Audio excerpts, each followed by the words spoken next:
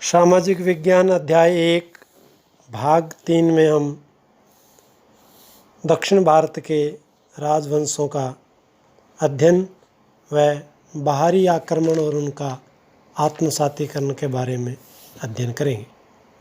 चोल वंश स्थापना विजयपाल चोल ने 850 ईस्वी में की। राजराज प्रथम सबसे प्रतापी शासक था। श्रीलंका सहित संपूर्ण दक्षिण भारत साम्राज्य का हिस्सा था। चोल प्रशासन ग्राम पंचायत प्रणाली पर आधारित था। 8 प्रांतों में विभक्त था। उन्हें मंडलम कहा जाता था। गोपुरम शैली का विकास हुआ। स्त्रियां संपत्ति की स्वामिनी थी। पल्लव वंश प्रथम शासक विष्णुगुप्त कांची मद्रास त्रिचन्नापल्ली तंजौर इनका शासन क्षेत्र था। महेंद्र वर्मा महान वास्तु निर्माता था। अनेक मंदिर तालाब बनवाए। इसने मतविलास प्रसन्न नामक नाटक लिखा। चालुक्य वंश संस्थापक पुलकेशिन प्रथम। राजधानी वातापी। पुलकेशिन प्रथम ने अनेक अश्वमेध यज्ञ किए। विक्रमादित्य षष्ठम कल्याणी के चालुक्य वंश का सबसे महानतम शासक था। प्रसिद्ध कवि विल्हेन को संरक्षण प्रदान किया। चालुक्यों ने अनेक बौद्ध व जैन मंदिरों का निर्माण कराया।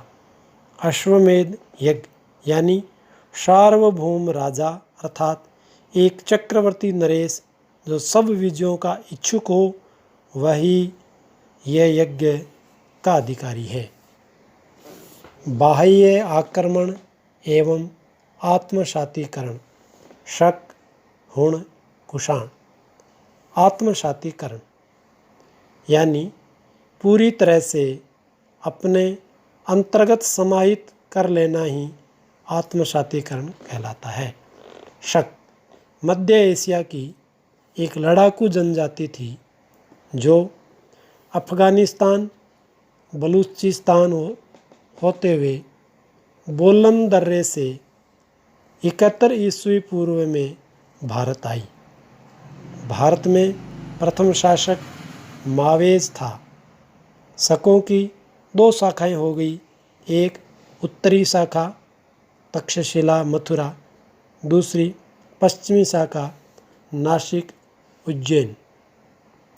हमने अपने आत्मबल से इन्हें इस प्रकार आत्मसातीकरण कर लिया कि आधुनिक भारतीय राष्ट्रीय कैलेंडर शक संवत कहलाता है।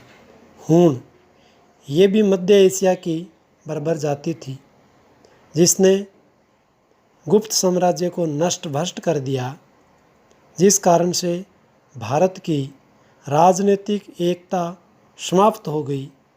देश पुनः छोटे छोटे टुकड़ों में विभक्त हो गया। तोरमान मिहिर कुल नामक प्रतापी राजा हुए। कुषाण वंश ये यूची जाति के थे जिनका मूल स्थान चीन के आसपास माना जाता है। प्रथम शासक कुजुल कडफिसस प्रथम। कनिष्क भारत का एक प्रमुख कुषाण राजा था जिसकी प्रथम राजधानी पेशावर व द्वितीय राजधानी मथुरा थी। इसने 78 ईस्वी में एक नया संवत चलाया जिसे शक संवत कहते हैं।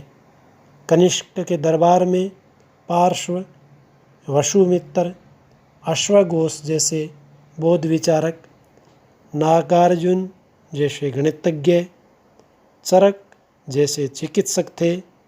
इसी कालखंड में बौद्ध धर्म की महायान शाखा का उदय एवं विकास हुआ।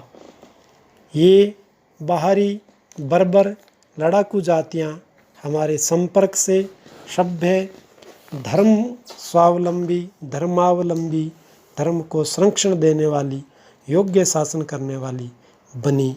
जय हिंद। अध्ययन बिंदु एवं प्रश्नोत्तर। हमें अध्ययन बिंदुओं की भलीभांति अध्ययन करते हुए प्रश्नों के उत्तर भी हमें यथोचित उत्तर देने चाहिए। अति लघुतरात्मक, लघुतरात्मक एवं निबंधात्मक प्रश्नोत्तर हमारे सामने समक्ष है। प्रश्नोत्तर सहित संपूर्ण पाठ को हम जूम करके देख सकते हैं।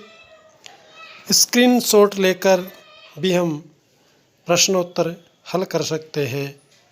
ऐसा प्रयास हमें करना चाहिए।